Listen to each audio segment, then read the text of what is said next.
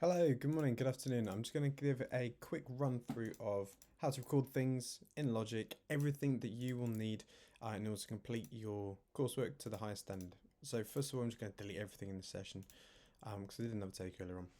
So first thing, I'm going to click this software instrument track and it's going to create me a new software instrument track. It usually creates an electric piano. So I've got my electric piano there. I'm going to change it to a drum kit because the first element that I'm going to draw in is going to be my drum beat. I'm going to focus on 2 bars, so I can select these 2 bars by clicking at the top here and dragging this yellow box to fill the bars. So we've got 2 bars there. In order to change my instrument sound, I go to this, which is the inspector, make sure that's clicked. The eye should see it coloured in black. Click on the electric piano on the right hand side with the 2 arrows.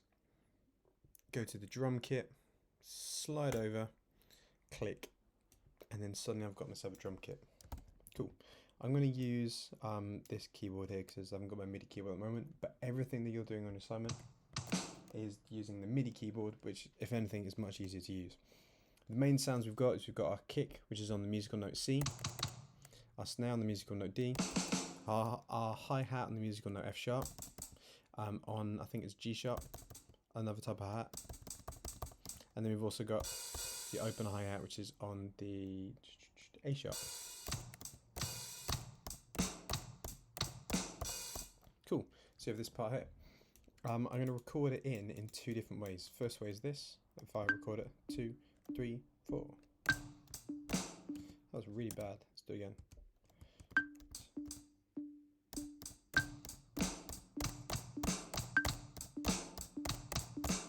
Cool, as you can tell, the world's worst keyboard drummer, never mind. So if I click here, I can bring it all in time with that. Cool, so that brings it back.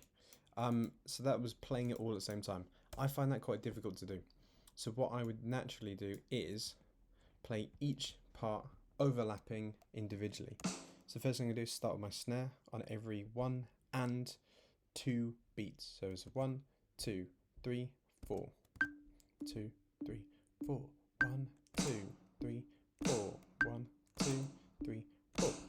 This creates what's called a backbeat. So we've got a clear backbeat there. And then I can then put my kicks in to fill that up. It will record over the top of the other one, filling up the space.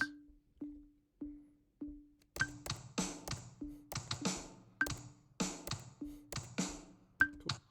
So there's my kick patterns. They're not perfectly in time, so what I'm going to do is just click the green clip that we've recorded. So clicking that, and then I'm going to press on my keyboard the letter Q, and that will bring everything in time. You can see it's moved some of the notes. Watch this move. It'll move it in time. Cool. I'm going to add in my hi-hats.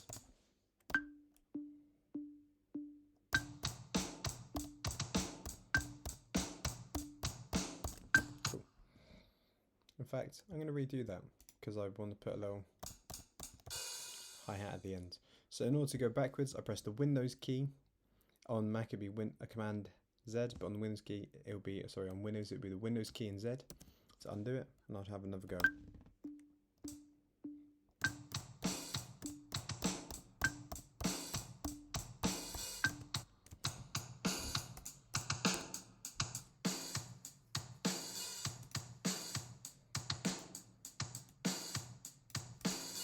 There you go. So there is my drum beat.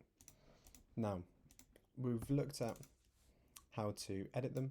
If I double click on this green clip, it will actually bring up all of the edit functions. So I click here 2 times, and there's the piano roll, which I can click and change these notes to a different part of the drum kit. I can also move them backwards in time and backwards in time here. So I'm going to keep it as is. Cool, because I'm happy with that. Now, the next thing I'm going to do is add in my chord pattern. I'm actually going to use, if I tab out here, I'm going to use the chord patterns from the Year 11 lesson that we looked at. So I'm actually going to use these ones, A, C, G and F. So we looked at this in, I think, our lesson 2. And I'm going to use these because it's a nice shared resource that we have. So I'm going to go software instrument track. Again, I've got my piano, which I don't really want. Well, I'll record it on the piano and then I'll change the instrument later on. So I can do it a couple of ways by playing them all in at the same time. Or, which I'll do first. I'll do that one first, then I'll show you the other way of doing it a little bit more, a little bit cheating. 3, 4. In fact, I forgot, because I'm doing a chord progression of 4 bars, I need to make this longer. So I'm going to click this green, go up to the top right hand side, click it and then drag it to make it 2 bars longer. 1, 2, 3, 4 bars in total. So I can press record by pressing R on my keyboard.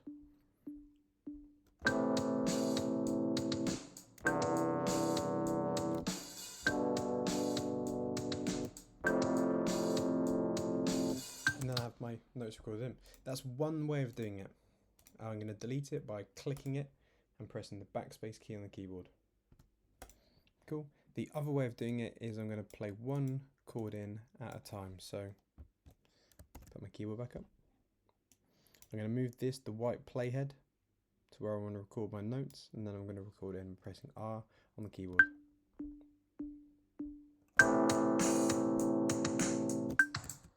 And then I'm going to get ready, find the notes on my keyboard. For my C, get ready to play those. 2, 3, 4. Do the same thing for the last 2. So I'm moving that playhead. So really 2, 3. Cool. And then for my last 2 notes, I'm going to move the playhead and just do these at the same time.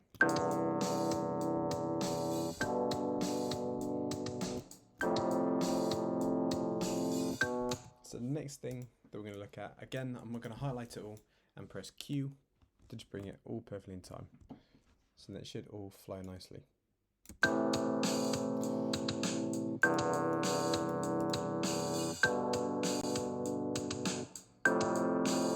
Brilliant. I'm going to highlight all these bits and double click. It will open up my edit window. And all I'm going to do is click these notes and make sure they're as far to the end of the bar as they can be. So you can see all of these. I'm going to make them to the bar. See, this one's quite far away. So I'm going to drag it all the way to the end. And then same here. Cool.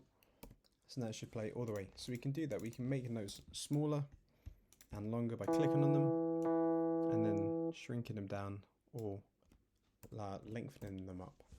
So the next thing I'm going to do is change the sound of my instruments. I'm going to go over to where it says the sound of my instrument, which is in this inspector panel up here. Click the eye, right click the right hand side, go to, in fact I'm going to go to alchemy just because I let the sounds in there. I'm going to pick a random sound. I'm going to go for arpeggiated, and let's try 70s rock synth pattern. So we've got an arpeggio kind of pattern.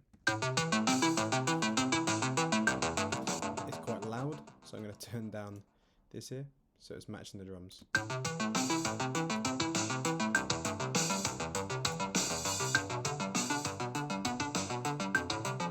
Brilliant.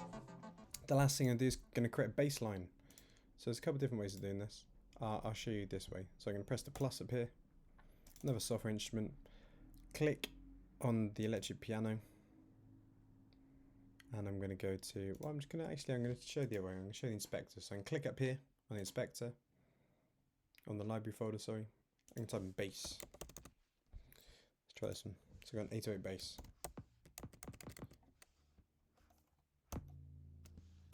Now it's quite low, so you might not even be able to hear it, but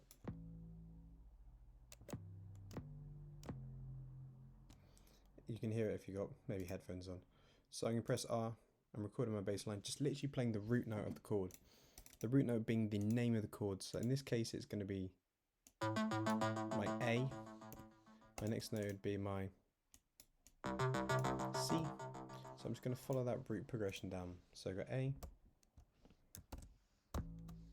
C, G, and F. 1, 2, 3.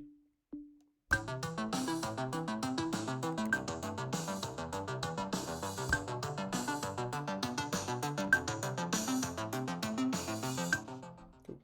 again, quantize that, and therefore I can make sure it's all perfectly in time. So if I play it all together, I've got my bass line that I've added in, I've got my drum, I've got my chords. Now, I can show you one other thing to do. So maybe we need a bass line, a bit boring. I'm going to actually follow the kick pattern of the drum kit.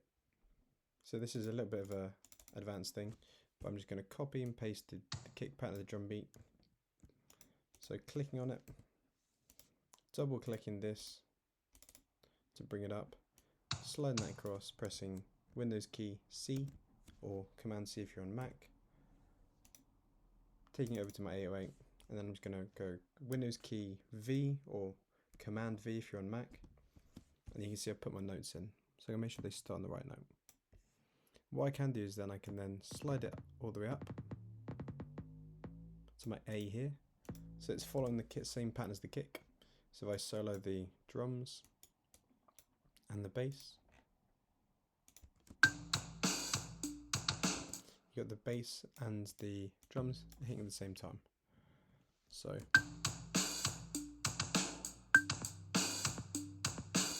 I'm going to make sure it follows the same note, so I'm going to click and drag this, bring this A note down to a C.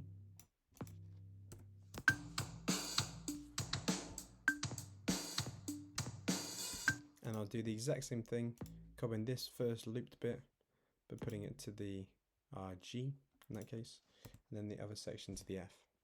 Okay, so there's kind of just like a quick overview of how you do all those different things, how to add it in notes, how to play them in, how to record different notes at different times, overlapping the recording, how to move the playhead. Just a very good like introduction into how to use Logic. If there's anything else, I will, well, please get in contact and ping me an email, and I'll be in contact when I can.